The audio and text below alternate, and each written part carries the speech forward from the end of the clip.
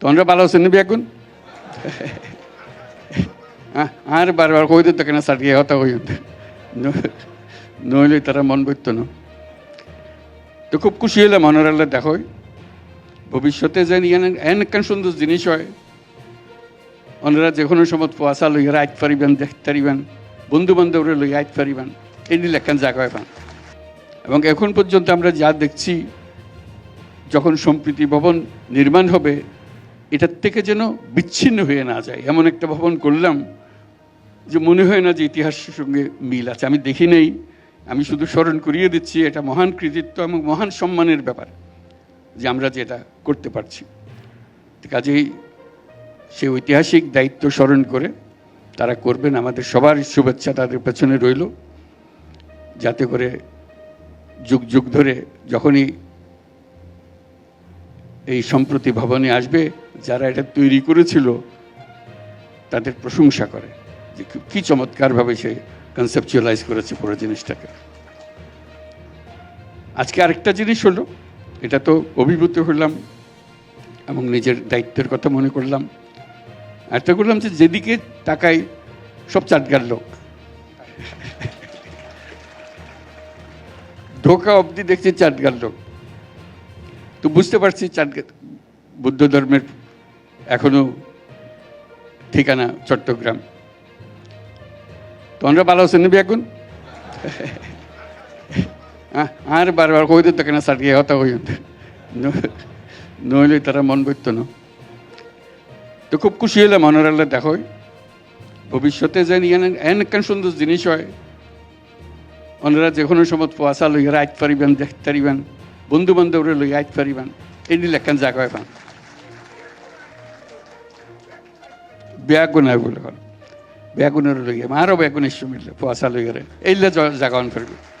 আর মিলন মেলার কথা কই, মিলন মেলা তো এনে হতে দিল হইতো না, এন জিনিস গরম ফিরতে টানিয়ে আনন ফিরবে, ব্যাগুনারে পয়সা লইয়া যেন টানিয়াই। তো খুব খুশি হলাম আজ ব্যাগুনের দেখা হয়ে গেল কই। আর একখান লিখিত বক্তব্য আছে, কেন ওনারে পড়ে দিই।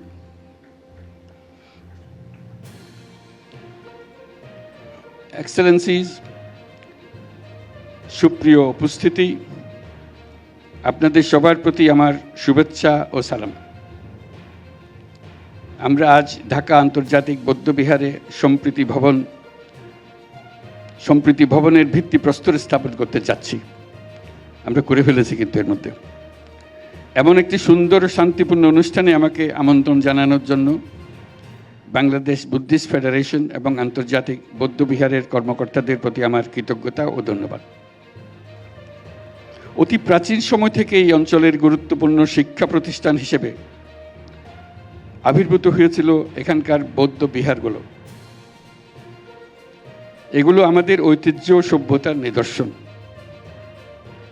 পৃথিবীর দূর দূরান্ত থেকে ভিক্ষু ও ছাত্ররা এই বিহারগুলোতে আসতেন। মহামানব বুদ্ধের শান্তি ও সম্প্রীতির বাণী বিশ্বে ছড়িয়ে দিতেন। শুধু ধর্মীয় আচার ও শিক্ষা নয়, সমাজে জনকল্যাণকর কর্মসূচিরও কেন্দ্র ছিল এদেশের বৌদ্ধ বিহারগুলো। মহামানব গৌতম বুদ্ধ বিশ্ব মানবতার কল্যাণে সম্প্রীতি ও সাম্যের বাণী প্রচার করেছিলেন। বৌদ্ধ ধর্ম জীবজগতের সকল প্রাণীর মঙ্গল কামনা করে। মহামানব বুদ্ধ বলেছেন, শান্তি সুখ থেকে আমরা কাউকে বঞ্চিত করতে পারি না, এমনকি ক্ষুদ্র জীব থেকেও বঞ্চিত করতে পারি না। এদেশের বৌদ্ধ পণ্ডিত অতীশ দীপঙ্কর বিশ্ববরণ্য এক মহাপণ্ডিত। মহামানব বুদ্ধের বাণী তিনি বহন করে নিয়েছিলেন সে মহাচীনের তিব্বতে। চীনে এখনো তাকে সর্বোচ্চ মর্যাদায় শ্রদ্ধা জানানো হয়। বৌদ্ধ ধর্মের নিদর্শন, স্থাপনা, ঐতিহ্য ও পণ্ডিতগণ মানব সভ্যতার ইতিহাসে অত্যন্ত গুরুত্বপূর্ণ। সুপ্রিয় উপস্থিতি, আমি বরাবরই বলে এসেছি, নানা মত, ধর্ম, রীতিনীতির মধ্যেও আমরা সবাই এক পরিবারের সদস্য। এদেশের হিন্দু, মুসলমান, বৌদ্ধ, খ্রিস্টান, পাহাড় ও সমতলের বিভিন্ন সম্প্রদায় ও জনগোষ্ঠী সব মিলিয়ে এদেশের মানুষের বিচিত্র ভাষা, সংস্কৃতি, ঐতিহ্য। আজকে আমি যেখানে আছি, এই আন্তর্জাতিক বৌদ্ধবিহার বাংলাদেশের সাম্প্রদায়িক সম্প্রীতির এক অন্যতম নিদর্শন হোক। প্রতিষ্ঠার পর থেকে এটি বৌদ্ধ ধর্মাবলম্বী সহ বাংলাদেশের জাতীয় স্বার্থ সংশ্লিষ্ট বিষয়ে গুরুত্বপূর্ণ ভূমিকা পালন করে আসছে।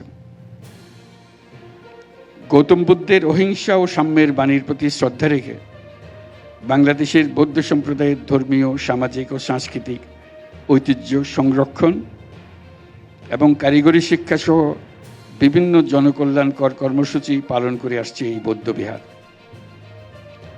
আন্তর্জাতিক বৌদ্ধবিহারের সম্প্রীতি ভবন বাংলাদেশের সম্প্রীতি ও মানবতার ঐতিহ্যকে ধারণ করে জাতীয় ও আন্তর্জাতিকভাবে গৌরবময় ভূমিকা রাখবে, এই আমার প্রত্যাশা। আমাদের সম্প্রীতি ও মানবিক মূল্যবোধের জয় হোক, বিশ্বে শান্তি বিরাজ করুক, এই কামনা করে আমার বক্তব্য শেষ করছি।